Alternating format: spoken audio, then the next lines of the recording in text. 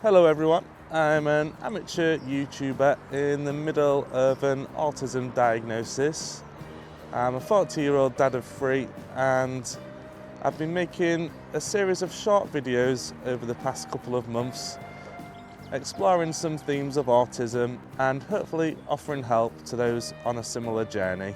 I've decided to cut my shorter videos together to make a long video as a compilation of my introduction to autism, and I'm hoping to make a few more videos in the future as I explore those themes. I've got a few ideas for content, so please subscribe to keep up to date. Also, let us know in the comments if you're on a similar journey or anything that might help the community as we go on this journey. So without further ado, here's my introduction to discovering autism in later life.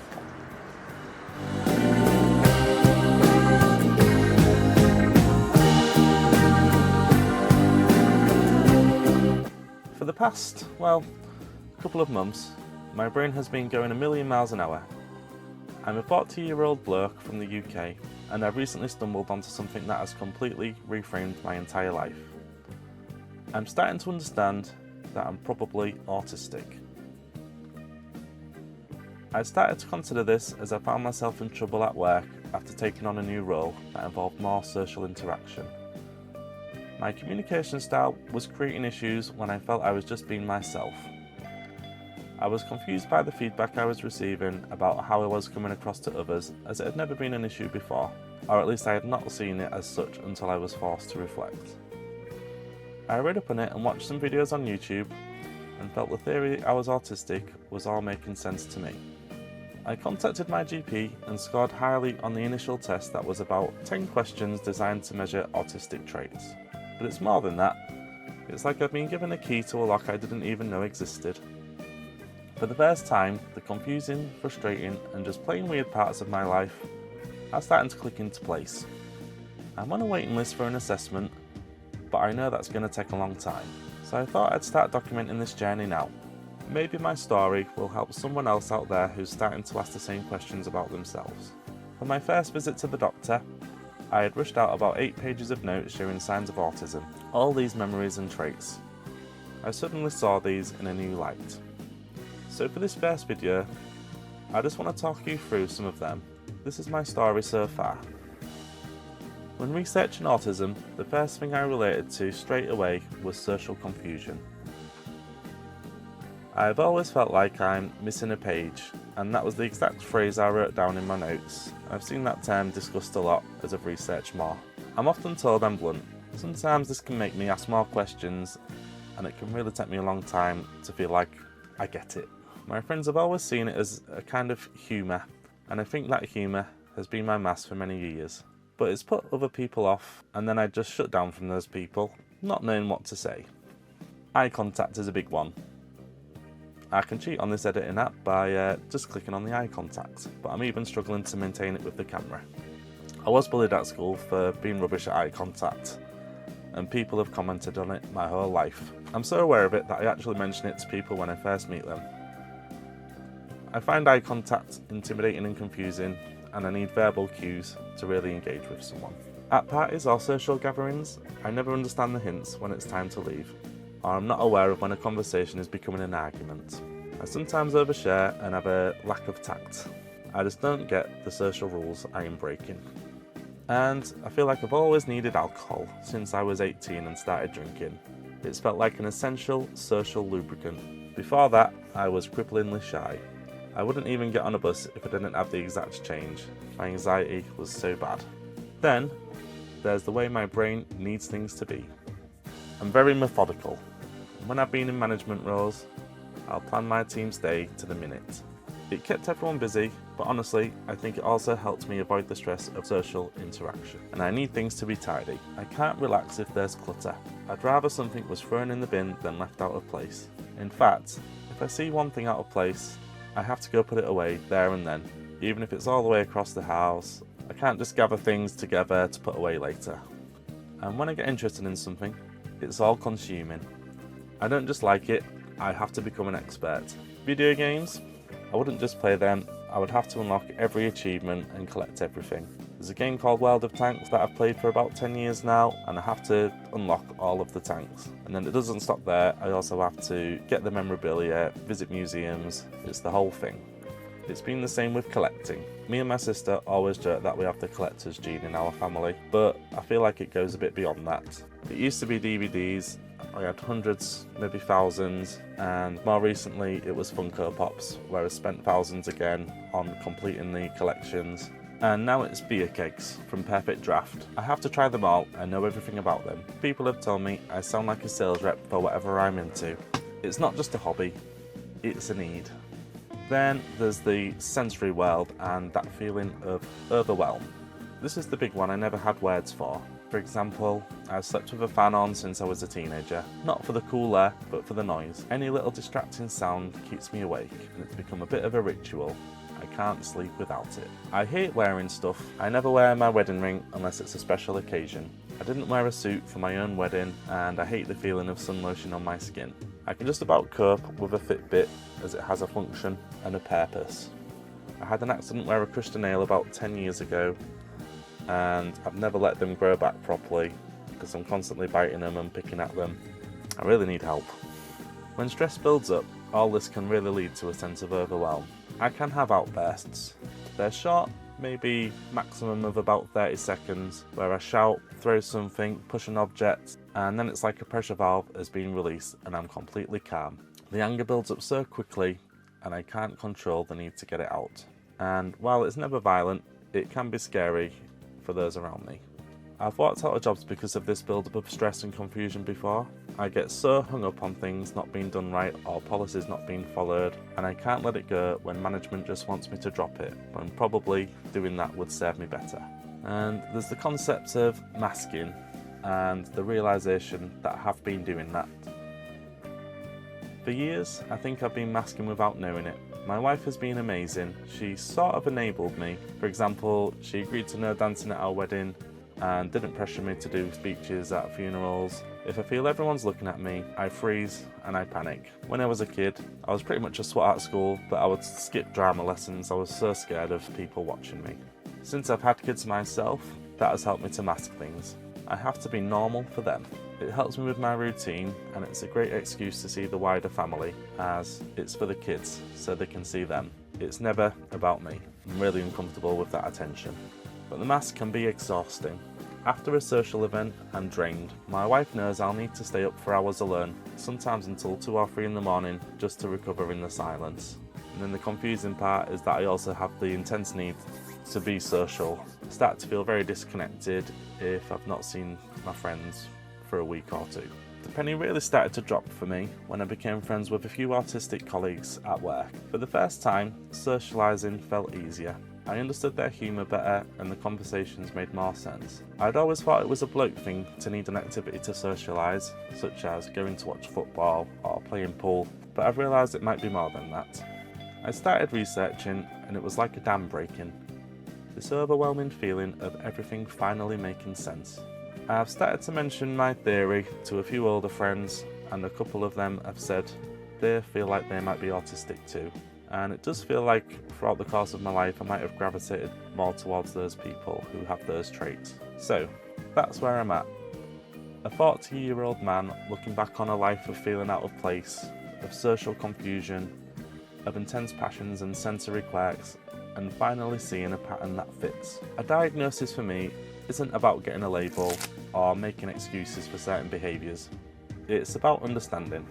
I want to understand my own behaviours, especially for my kids, so that I can be a better dad for them. I want to learn how to manage my stress at work so I don't end up in trouble, and I want to stop feeling guilty for needing to be alone, or for the awkward quirks like sleeping with the fan on. This journey is just the beginning. The diagnosis process will be long, but the self-discovery has already started. If you're discovering autism late like I have, what has been your light bulb moment?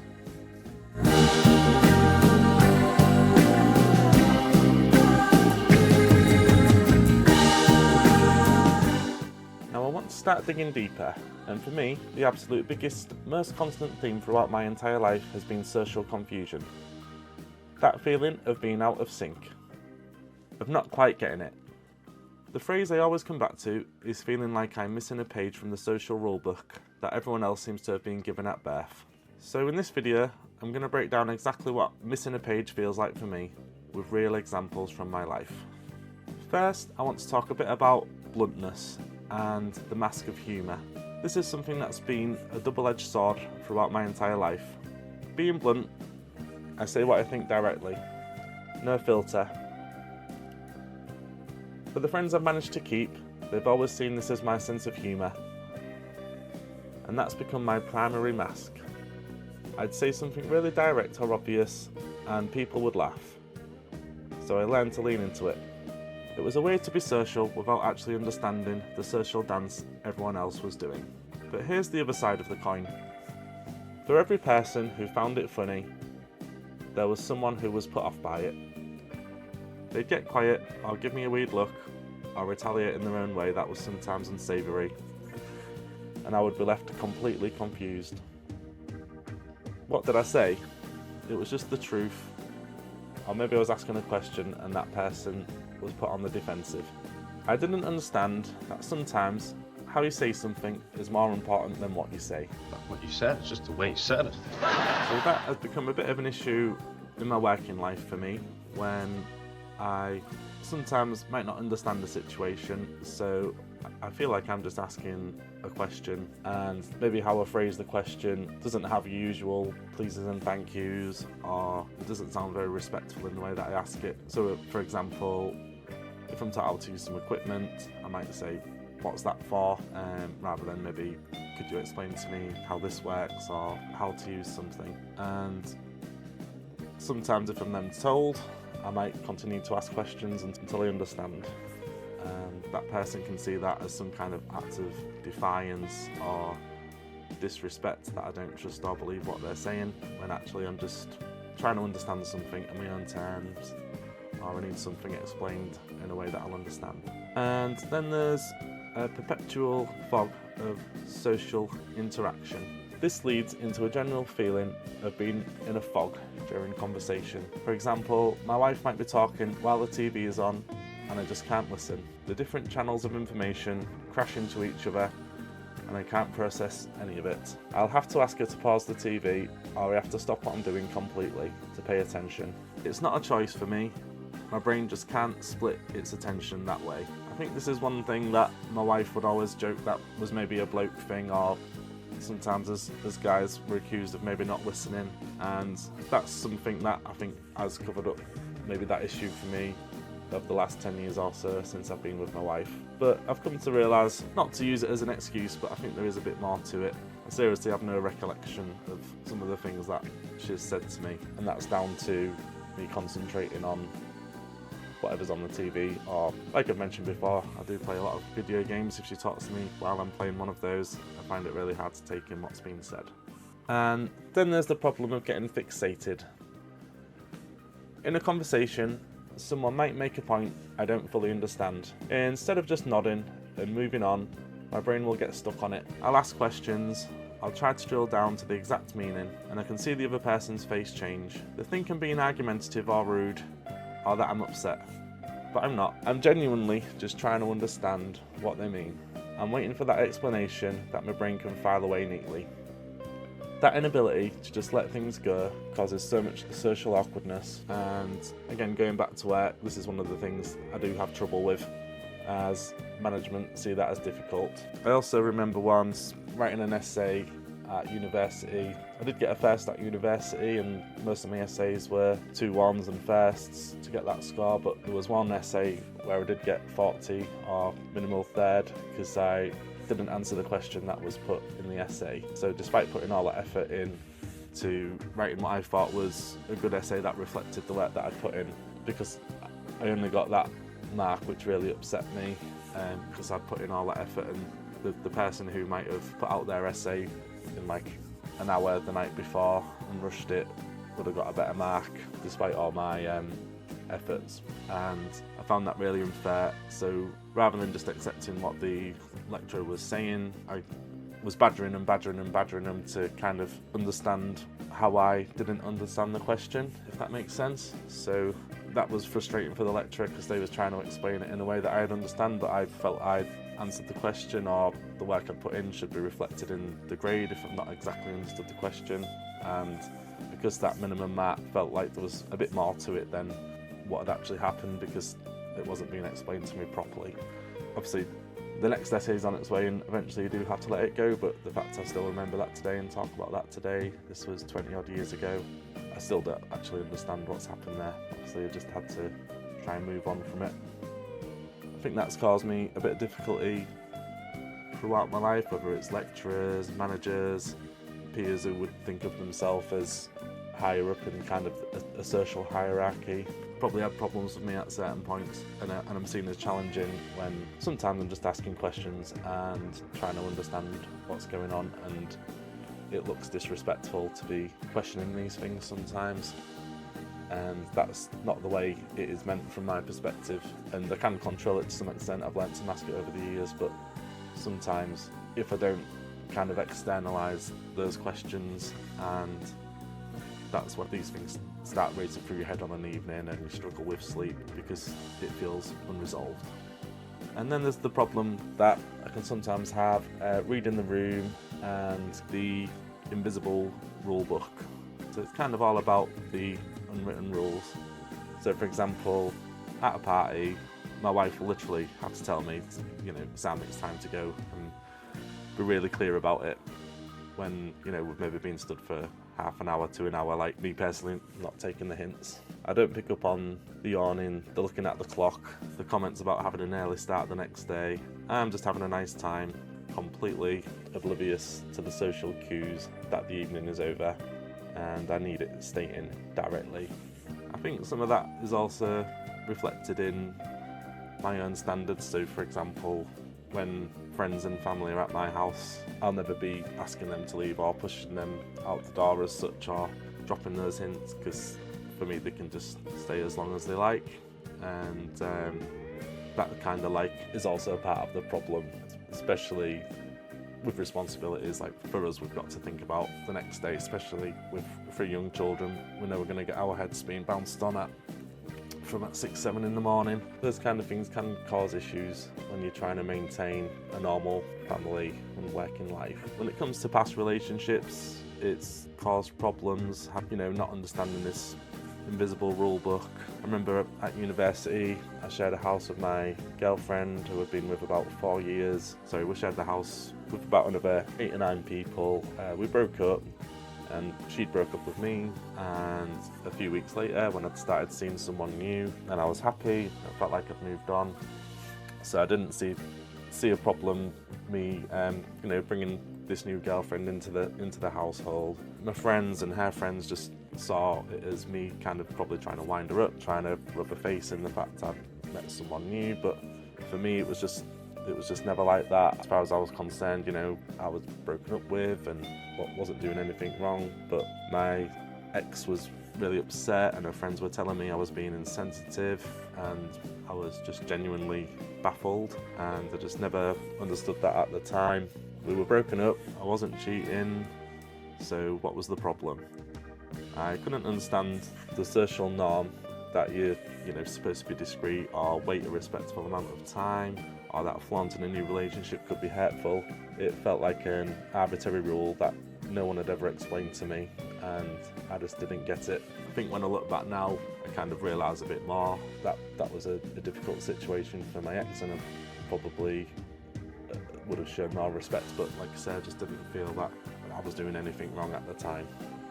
Probably my friends would support me by saying, backing up the logic of that argument. Those are the kind of things that have caused a bit of trouble for me, and it probably didn't help that the person I moved on with, I've maybe come to realise over the years that she might have been autistic as well, so maybe between us, we didn't really see anything wrong. And yeah, I do feel like maybe a couple of past partners and relationships I've had, and one of the reasons I've maybe not realised that I might be autistic, or maybe some of the relationships I've been in, that person might have been autistic or showed traits as well, that have helped me mask over the years. And one of the other things that has been quite an obvious trait I discussed in my previous video that I'll go into a bit more depth with is eye contact. And sometimes the pressure to perform, and that doesn't relate to my previous comments about relationships.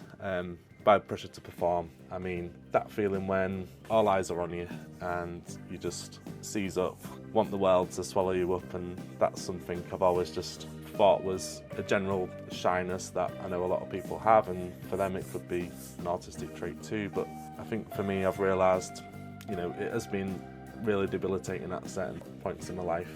I do remember overcoming it once. I was at college and I did communication studies, and one of the parts of the module was you had to give a presentation, and I think I overcame it, got a decent grade for that particular module. I just had to really swat up on what I was saying, and probably came across quite robotic in the presentation because I was literally just managing to regurgitate the lines, unlike now where I do have a few notes in front of me. Really had to, for the 2 or 3 weeks before, like some kind of actor, like memorise the lines and really get out of my head the thought that people was watching me and just focus on that, which helped me overcome it.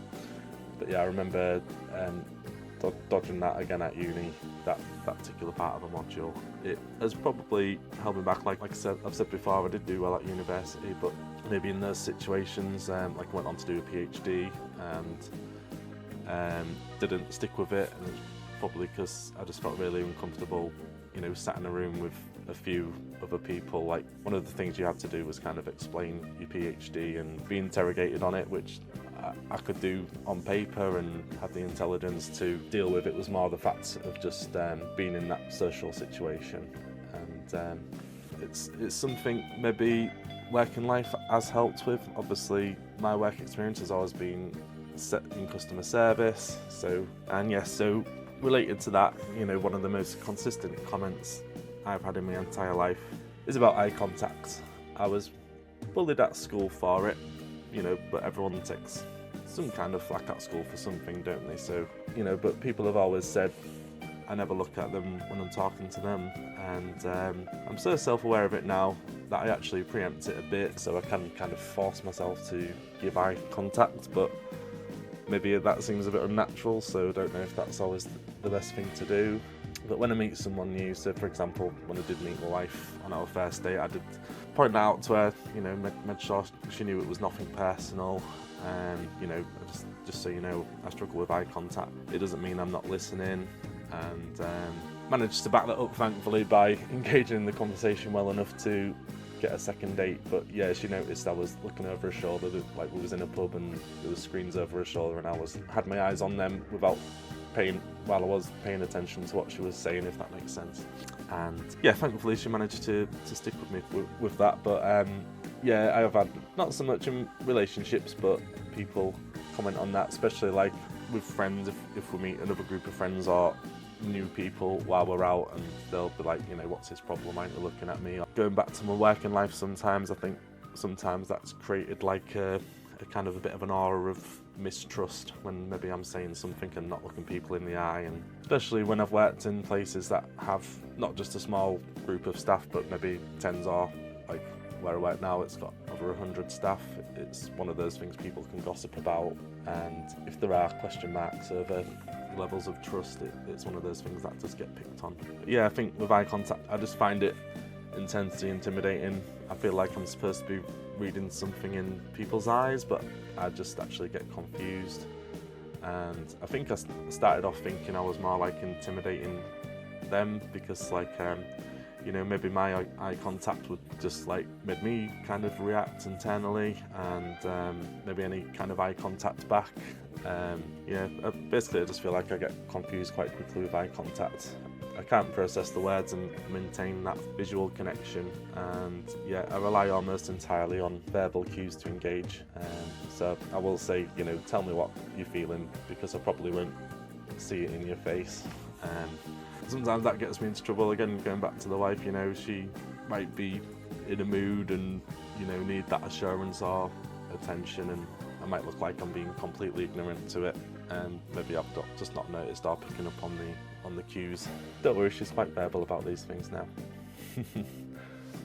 And so yeah, after all this exhausting social interaction, struggling with eye contact, a bit of a pressure to perform when you feel like the eyes are on you, and trying to read the room, which might not be a completely natural thing, and trying to understand this invisible rule book and dealing with all the confusion of social interaction in general.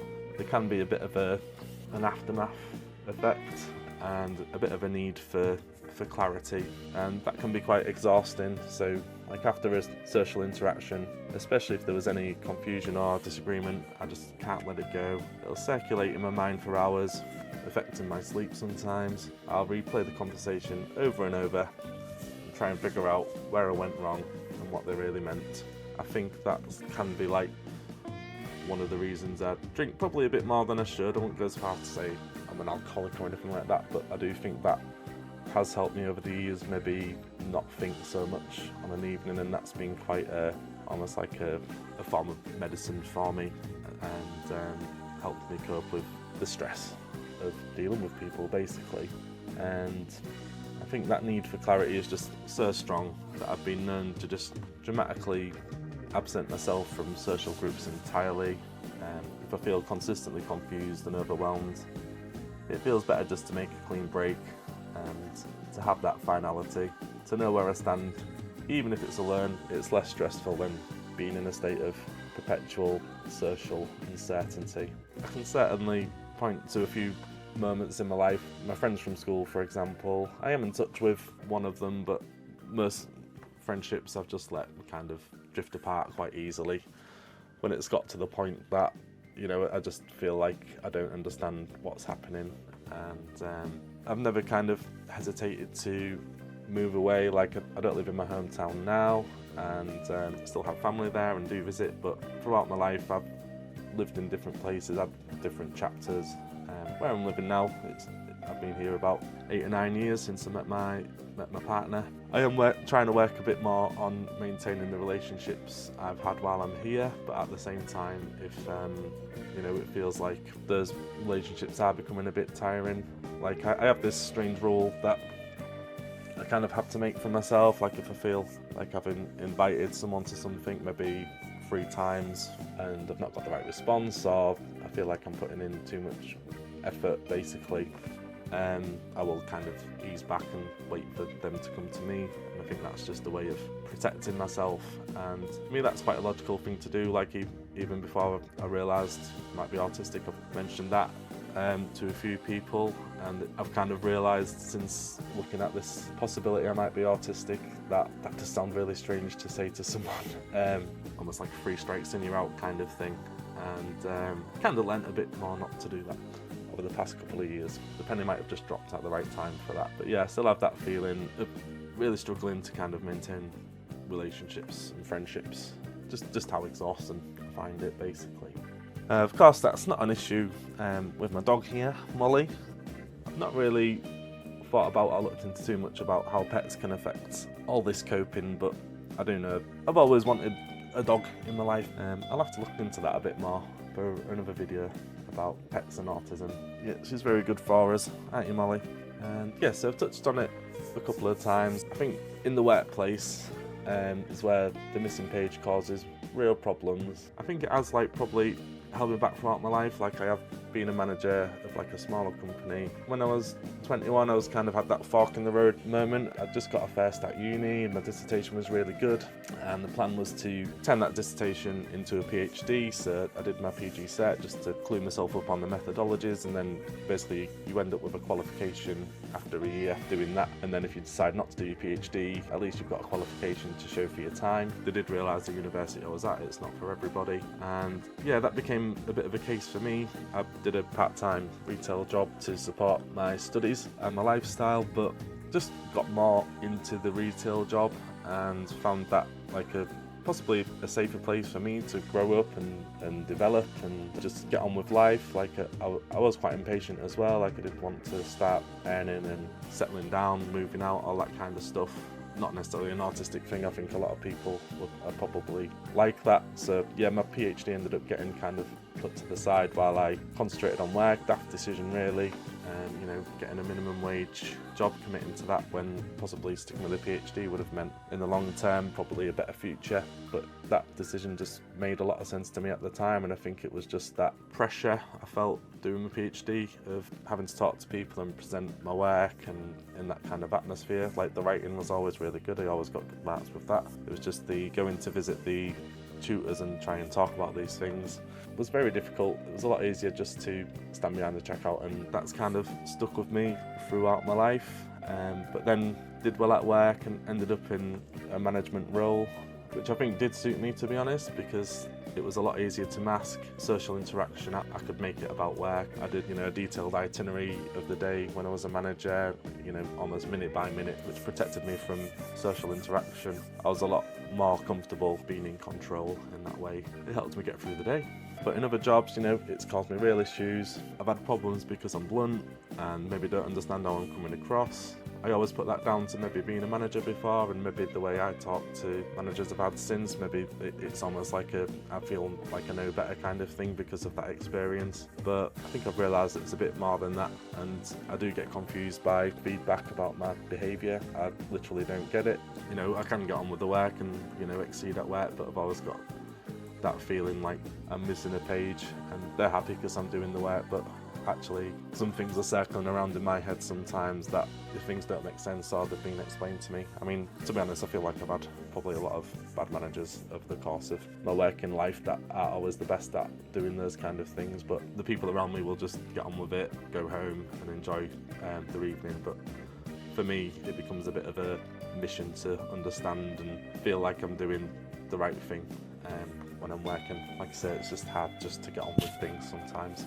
So one of the ways I've tried to combat that is ask for written feedback, because verbal feedback with all its nuance and hinting just doesn't stick. I need it in black and white, and I do feel victimised at times because I couldn't understand the manager's perspective. It felt like they were making up rules, and that's my kind of rigid black and white thinking clashing with the neurotypical social work of office politics, I think. So yeah, that's something I've talked to my current manager about, just having that direct feedback, and it's helped understanding I'm maybe autistic. My manager knows that as well, so that we're a bit more on the same page. So rather than missing a page, hopefully it's a bit of a better starting point. So from here on in, I'm hoping those kind of work issues go away. So fingers crossed. It would have been a lot more useful to kind of maybe realise I was autistic earlier, and have that self-awareness that, you know, it's not just being awkward, it's maybe just the way how I process things, and not even needing that extra help as such. It's just that awareness of where I'm going wrong in my thought process. So, in conclusion, for 40 years now, this has been my normal. A constant low-grade hum of confusion, thinking I was just awkward or rude or not trying hard enough. But learning about autism has been like someone handing me that missing page. It's not that the page was blank, it was just written in a language I couldn't read. Now I'm starting to learn the translation. Understanding that this is a common autistic experience, this social confusion, this literalness, this difficulty with non-verbal cues, has lifted a weight off my shoulders I didn't even know I was carrying. It's not a personal failing, it's a neurological difference. I'm sure many of you will have felt this way too. What's your missing page, and what's the social rule that you've never been able to figure out? Let's talk about it in the comments. It helps to know we're not alone in this.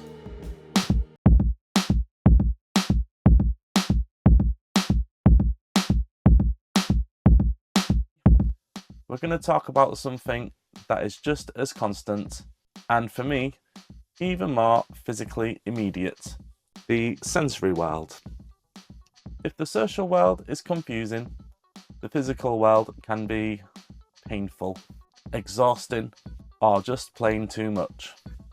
I'm talking about sensory sensitivity and the overwhelm that leads to what I now understand were meltdowns. I've started to think of it like I have a sensory battery. Every demanding sight, sound and smell drains it throughout the day. And when it hits zero, that's when I shut down or blow up. So let's get into it. Let's talk about why I can't wear a wedding ring, why I need the constant humming of a fan to sleep, and what happens when my battery runs out. So, I'm going to talk a bit about the sensory battle, sound and touch. My sensory issues are like a background hum that's always there, draining that battery bit by bit. Let's start with sound. Since I was a teenager, I have not been able to sleep without the fan on. It's become non-negotiable. It's not about the temperature, it's about the noise. The fan creates a constant, predictable white noise that masks all the unpredictable sounds that would otherwise keep me awake, such as a car door slamming, a dog barking, the house creaking.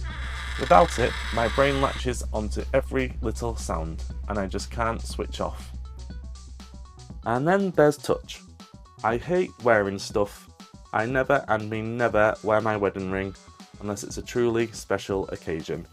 The feeling of it on my finger is a constant distraction. I didn't wear a suit for my own wedding because the feeling of the formal shirt, the tie, the jacket, it would have been all I could think about. I hate the feeling of sun lotion on my skin, it's greasy and it'll bug me for hours. The only accessory I can cope with is my Fitbit, and I think that's because it has a clear regulatory function. The benefit outweighs the sensory annoyance. And then there's some sensory seeking issues and modes of avoiding. It's not a simple case of everything being too much. It's a confusing mix of desperately avoiding some sensations and actively seeking out others, all to try and regulate my system. The fan noise is a great example of seeking. I'm adding a predictable sound to block out the unpredictable ones. But it goes deeper. I'm a lifelong nail biter. I crushed a nail on each hand over 10 years ago and I never ever let them grow back properly because of the feeling. I still have scars from picking at scratches, and if I get an insect bite, I will pick it until it becomes a bigger wound. It's a harmful compulsion, but it's also my brain seeking a very specific focused sensory feedback it seems to crave. This also connects to a lesser known sense called interoception, sensing what's going on inside your body. Mine is unreliable. I'll often suddenly realise I'm absolutely starving or desperately thirsty, like the signal from my stomach to my brain has a huge delay. This is a big part of my beige diet. I'm an incredibly picky eater, and trying new foods is a sensory gamble with texture, smell and taste. When I can't even reliably tell if I'm hungry, sticking to what's safe and predictable isn't just a preference, it's a necessity. And that's something I've tried to work on as I've gotten older, because I do realise my children will be picking up on my dietary habits and it might not be great for them to be brought up on bird's eye potato waffles and spaghetti. So it is something I can make an effort with, but it's something I'm constantly working on. It has debilitated us sometimes in when it comes to going on a date, for example. There'll only be certain restaurants we can go to, and ones that have chips, pizza, and I'm a massive fan of restaurants that have the self-serve screens because can be specific about what I'm ordering, so I don't have to worry about anything extra being added. So McDonald's, for example, you can make sure you don't have the lettuce and mayonnaise and any extra bits on your burgers, which is perfect for me. And big fan of Wetherspoons and ordering on the app. And I'm just getting to the point now where I might be able to get a burger from there and scrape stuff off, but there's some things I just won't go anywhere near just for the fact that it's on my plate.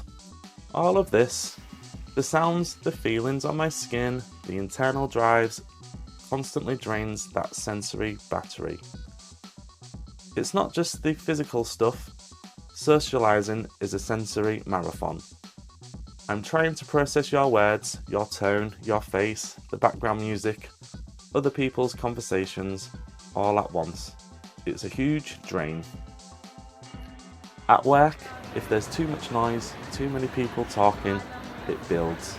At home, if the kids are loud and the house is cluttered, which the clutter is a visual noise for me, I can't relax unless things are tidy. I'd rather something was thrown in the bin than left out of place, because the visual chaos feels physically stressful. I need my own space, literally. My wife notes that I'm sometimes unaware when the kids are after my attention because I'm so focused on something else, or I'm just blocking out the sensory input to cope. I just want peace and quiet. They've learned to sometimes just give up, which is a horrible thing to realise, but it's a survival mechanism for me. All of this builds up a pressure, like a kettle coming to the boil, and eventually there's the potential for this to cause what some might call a meltdown, where the kettle boils over. And that brings us to one of the more severe things that can happen when the battery is at 0%. It's an outburst, usually for about 30 seconds or no longer. I might shout, throw something harmless such as a cushion, push a chair or slam a door. The anger and frustration build up so quickly, and I can't control the need to get it out of my system. It's a physical explosion of all that pent-up sensory and social stress. And here's the thing that people find hard to understand afterwards. I feel calm immediately. It's like the pressure valve has been released. But that calm is almost immediately followed by crushing guilt and shame, especially since I've become a dad. I worry constantly that these outbursts affect my children. Understanding this as a meltdown and not a bad temper is the first step in breaking that cycle. This is something I've worked hard to manage over the years, so it's a lot less frequent, and I'm quite happy with how that's going at the minute. You really don't want your loved ones to see you in that kind of state. It can be scary. This has been a risk to my employment too, when I've walked out of jobs because the build-up has become unbearable. But then, after a meltdown, or even just after a draining day, I need to recover. This is non-negotiable. My wife is amazing with this and helps enable it. After the family has gone to bed, I might need to stay up for a couple of hours on my own, watching YouTube or playing on the Xbox. This is me recharging my sensory battery. The house is quiet, the sensory input is 0. I can just be usually playing a video game, which is another form of focused, predictable sensory input that helps me regulate. It's not just an escape, it's a sensory joy, a way to engage with the world that makes sense on my terms. I also try to control my environment to prevent the build-up. I'm always asking my wife if we can get more storage furniture. For me, out of sight is truly out of mind and allows my brain to relax. My wardrobe is basically a uniform of comfortable football and geek shirts. It's one less sensory decision I have to make. That does cause some issues with the wife, like nothing too serious, but you know, I do like things to be away, clutter, and she might like to leave a bill out, for example, on the table or on the side to remind herself that she needs to deal with that. And I am the kind of person who will tidy that away, put it in a drawer somewhere just to get it out of sight, and then she'll be frustrated because she can't find it when she needs it. That's something we've had to adapt to make the relationship work. So, in conclusion, I think it's about understanding and not thinking of things as quirks. For me, most of my life, I saw these things as quirks. Me being picky, me being OCD about tidiness, me having a short fuse. But understanding them as autistic sensory issues has been revolutionary. It's not that I'm difficult, my nervous system is literally wired differently. The world is louder, brighter, and more intense for me. Knowing this allows me to be kinder to myself, to not feel guilty for needing the fan on, to understand that a meltdown is a sign that I've been pushed too far, and not that I'm a bad person. It explains why, as a kid, I'd hide in my room at family parties, overwhelmed by the noise. It wasn't shyness, it was my battery running dry. If you also find the world too much sometimes, you're not alone. What are your biggest sensory triggers, or your favourite ways to recharge? Let me know in the comments.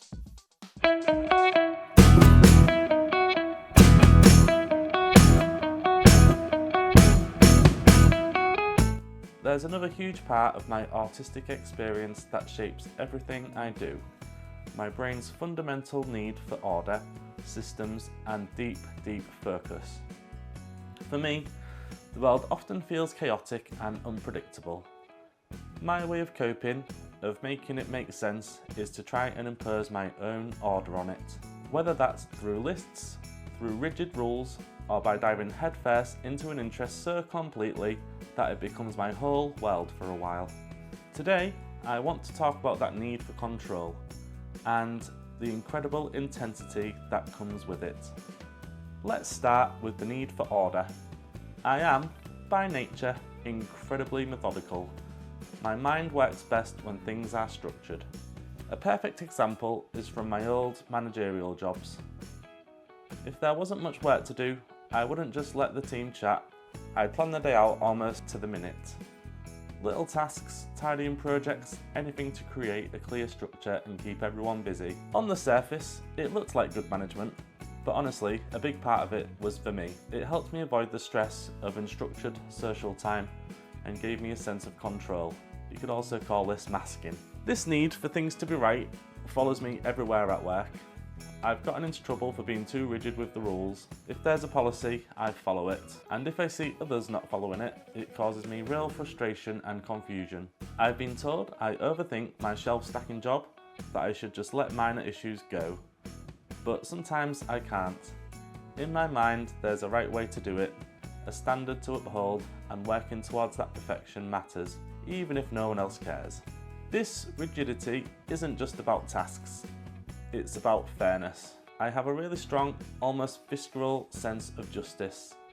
I am painfully sensitive to what I see as double standards or unfairness. If a rule applies to me, it should apply to everyone.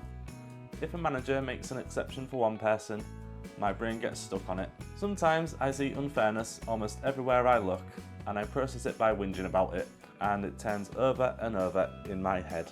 This has sometimes led me to raise grievances at work, to rock the boat over policy failures. In my mind, I'm on a mission to expose the problem, to make things right, but I often don't see the bigger picture or understand why a decision was made. I just see the rule that was broken. It's like my brain is wired for black and white thinking in a world that's all grey. This is where that missing page of social understanding links up. I don't always get office politics or subtle hierarchies. I just see the written rule versus what's happening, and the mismatch causes me huge anxiety. Now let's flip this to the other side of the coin, the intensity. When my brain latches onto something, it doesn't just like it, it needs to understand it, master it, and complete it. Video games are probably my oldest example. I've played since I was about 5. It's my stress relief, but it's so much more. I get addicted to one game and have to make progress. I have to collect and unlock everything, every achievement, every item. For example, I played World of Tanks for 10 years, largely to try and unlock all the tanks. And then the interest bled into real life. I got into tanks, visited museums, went to shows. It becomes an all-consuming system to learn and complete. I was watching a bit of Jimmy Carr the other day, and he had a bit of advice for one of the hecklers in his audience.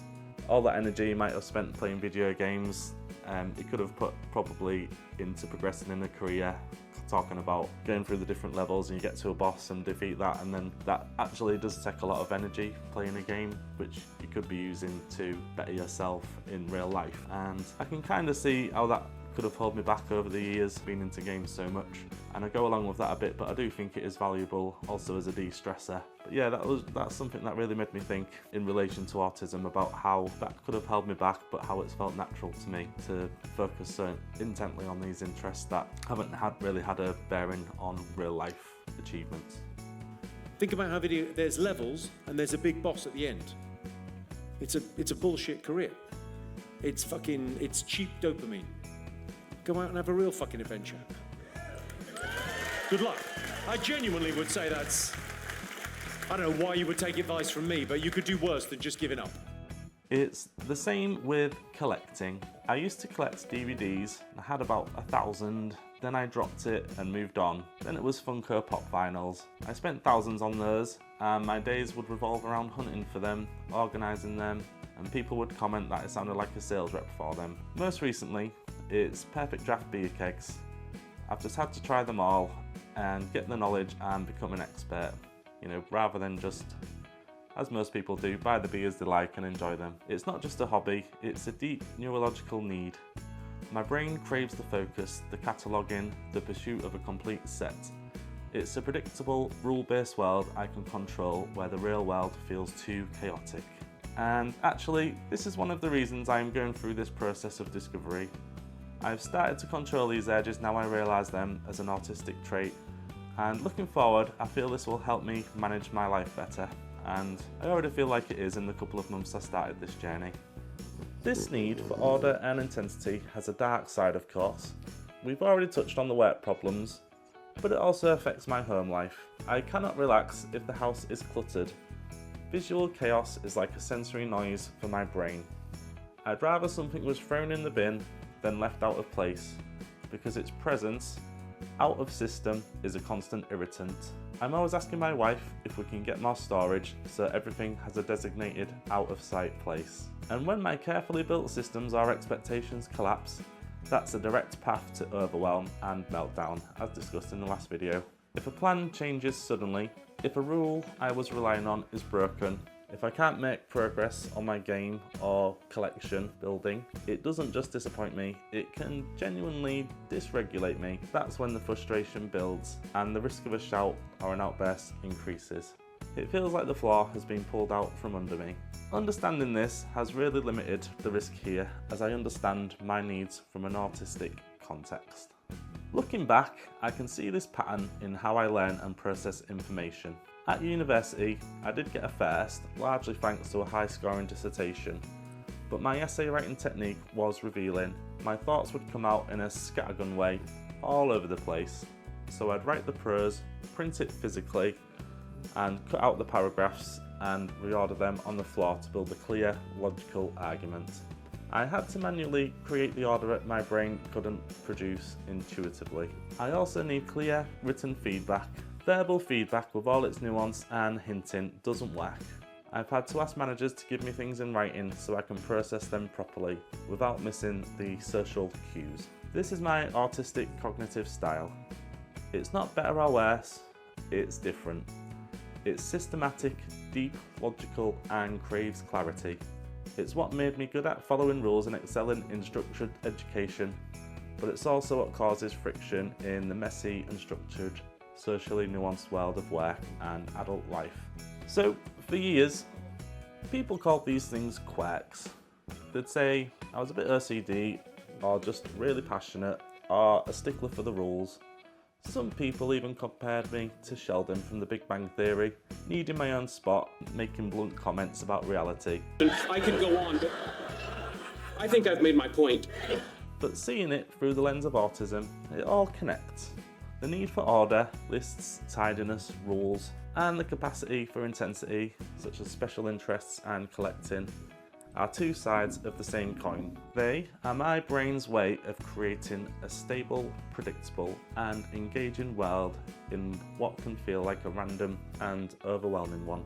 Understanding this helps me manage it, to know that I need structure for myself, to allow myself the joy of a deep dive into a special interest without shame, and to recognise when my rigidity is causing me more harm than good. If you also feel a powerful need for systems, or you have interests that others call obsessive, I'd love to hear about it. What's your system or your latest deep dive?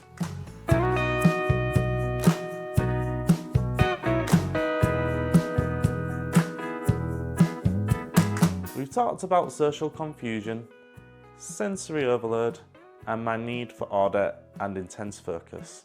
But all of these things existed underneath, something I built piece by piece, year by year, without even knowing it. This was the mask. And today I want to talk about what masking looked like for me, the cost of wearing it, and the earth-shattering realisation that it was a mask all along. From a very young age, I knew I was different. Socially, I was cripplingly shy. At 18, I discovered the single most effective tool for my mask, alcohol. It wasn't just for fun, it was an essential social lubricant. Before that, I wouldn't go into a shop if I didn't have the exact change. The anxiety was so bad. Alcohol quietened the noise and let me mimic the social flow I couldn't naturally access. My other main tool was my humour. My bluntness, my literal way of seeing the world, which could put people off, I learned to frame as a joke. My friends saw it as my quirky humour and my personality. It was a brilliant disguise. In drama class at school, I was so anxious I skipped it, but on the football pitch, I could be a vocal captain because it was a role with a clear purpose. That's what masking is, performing a role. Even at work, I'm masked. I get great feedback because I'm performing a service, but I rarely remember the conversations. I wasn't fully engaged, I was running a script. The mask became so ingrained it shaped my relationships. When my long-term university girlfriend broke up with me and I got a new one soon after, I was genuinely confused by her upset. In my mind, no rules were broken. I completely missed the social nuance of the hurt feelings. My mask was a set of rules, not an understanding of emotion. My wife has been my greatest enabler and unintentionally a co-conspirator in my mask. She agreed to no dancing at the wedding and no speeches at family events. She protects me from situations where the mask might slip. Having children added a new layer. I had to be normal for them. Seeing family became for the kids, so the focus was never on me and my discomfort. But the mask has cracks. My wife notes I sometimes block out the kids when I'm focused. I have outbursts of stress and I need those hours alone sometimes to recover. The person underneath was always there, straining. In my career, my mask had a specific job title, manager. In leadership roles, my intense focus on tasks was noticeable, so I deflected it with humour. I would joke about little tasks not being done would lead to the end of the world. I hid the real autistic need for order and perfection. When I wasn't in charge, the mask fractured. I'd get confused by feedback and clash with managers over rule breaking and feel victimised because I couldn't understand their perspective. I asked for written instructions because the spoken, nuanced ones didn't stick. Walking out from a job a couple of years ago wasn't just stress, it was the mask failing catastrophically under pressure I couldn't process. The real overwhelmed me came out. I started to gravitate towards colleagues who were openly autistic. For the first time, socialising has felt easier. The jokes made sense. The need to have an activity to socialise wasn't weird, it was shared. Then I started researching and it was like a dam breaking. Every video, every article, every personal story was a mirror. The social confusion, the sensory issues, the rigidity, the intense interests. It wasn't a random collection of flaws, it was a coherent pattern. It was autism. That feeling of everything finally making sense was overwhelming. I've been addicted to learning about it ever since, and when I mentioned it to a few old friends, some said, yeah, I've wondered about that myself too. We found each other masked all along. So, what now? That's the big question. Unmasking, it's a scary world. This mask kept me employed, helped me build a family, made me seem functional. But the cost is immense. It's exhausting. It's the reason I need to recover for hours. It's the source of meltdowns, the real me screaming to get out. It's the root of confusion because I was trying to follow a script I couldn't quite read. A diagnosis for me is the official permission slip to start carefully taking the mask off. To say to my wife and kids, this is why I am the way I am, and to explain to an employer, this is how I work best. To understand myself, this is why I feel so drained. It's not about becoming a different person, it's about meeting the person who's been there all along. The one who thinks in scattergun patterns and rearranges them logically. The one who feels the world intensely, and the one who loves with a fierce, if sometimes confused, loyalty. So this series was my first step in unmasking. Saying these things out loud to you has been part of the process. For 40 years, I saw myself as a collection of failures. Too shy, too blunt, too rigid, too obsessive, too sensitive, and now I see a neurodivergent brain that was trying to survive in a world it wasn't built for. The relief is indescribable. The regret for lost time is real, but the hope for a more authentic future is what keeps me going. This might be the end of this introductory series, but it's not the end of the journey. The assessment wait continues for me, and with it, time for more learning. Thank you for being part of this. To everyone who has commented and shared their stories, you've helped me more than you know. If you're on a similar path, know that you are not alone, and understanding yourself is the bravest thing you can do. This is Sam, beginning to unmask. Thanks for watching.